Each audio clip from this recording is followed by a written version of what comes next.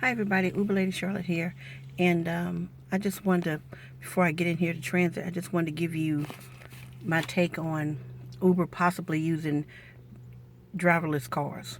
I read an article today, and it was saying that Uber will be trying to initiate these driverless cars, which means they'll take the place of humans and take passengers where they need to go.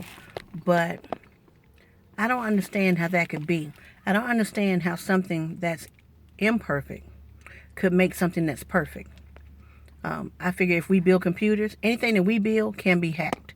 So we'll say, for example, you're riding in this driverless car and it makes a wrong call. It makes an error judgment on, like what just happened recently. There were some sandbags on the side of the road around a ditch, a drainage ditch.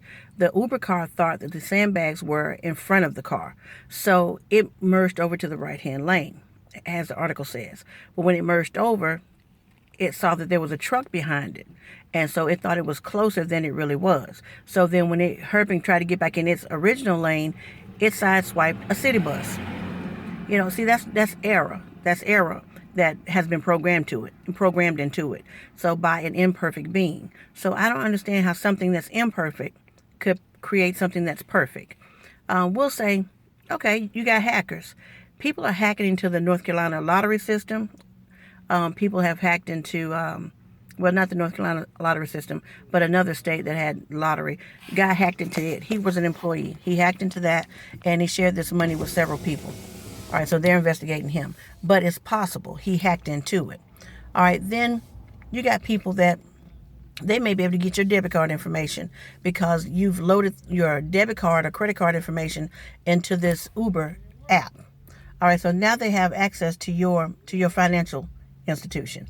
They have access to your address. They can determine a pattern how often you choose to do Uber. They can get your account number. And while you're out Ubering or going to work or out of town, somebody could be in your house robbing it. All right. But let me tell you, I think the only reason that people ride with Uber is because they want that personal interaction. They like the human being interaction. Humans don't like to be alone. You got a few that do. But humans don't generally like to be alone. Most of the people that ride at Uber, they talk just as much as you do. If you're a talkative person, they're talkative people. They love that interaction, to laugh, to joke, to bullshit, to whatever. You can't do that with a driverless car. It's strictly business. Get in and get out.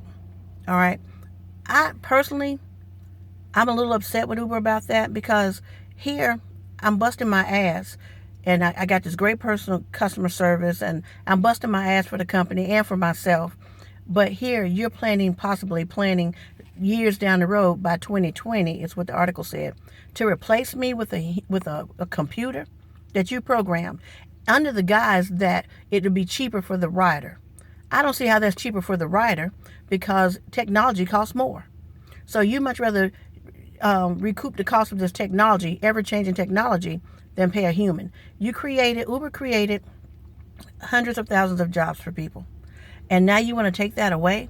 They created a platform for people who otherwise couldn't get a job or for whatever reason or had a hard time getting a job or needed the flexibility. And now you're going to take that back from us after we build your company up to make it $1 billion company. Okay, that's what you want to do. That's fine. I'm still going to drive for Uber because I'm an independent contractor. And I do know another company will be coming along to treat Uber drivers better. And I'll wait on that. I will wait on that. I read something about a company called Juno. Supposedly, if they do what they say, they're supposed to offer drivers the opportunity to choose whether they want to be employees or if they want to be independent contractors with benefits. So I'm waiting on that. That's supposed to be the spring of 2016. So we'll see what happens with that. Because I'm starting to think rideshare companies are like politicians. They promise you one thing or have you to believe one thing only to flip on you and snatch it back later and can't recall what they said. But as far as Uber and those driverless cars, I personally, as a passenger, wouldn't trust a car just to take me anywhere. They're currently testing them in Arizona and California, I believe, and on some college campuses. Now, I think Arizona and California, they have the driver, they call it a safety driver. He's in the seat just in case the computer malfunctions, and then he can quickly react and get it back right. Well, you still got to pay him, and you're paying for this new technology. So it's like, to me, it's like training the new person on the job to replace you. That's some bullshit all day long. For you to train somebody on your job that you've been on for a long time to replace you. And I feel like this is what Uber is doing. You want to make so much money that you're willing to take all the humans out of the equation and make it electronic. That's not true. As long as there's a human around, your computers will be hacked and can be hacked. Can I hack them? No. No, I can't. I can't tell my left from the right half the damn time. But still, that's real messed up, Uber, if that's your plan. To use us to build your company to turn around and shit on us. But that's okay, because I'm going to still be here, and I'm going to still drive, and I'm going to go with the next competitor if they promise to do what they say they're going to do. So anyway, for the time being, those are my thoughts on it. Have a good one.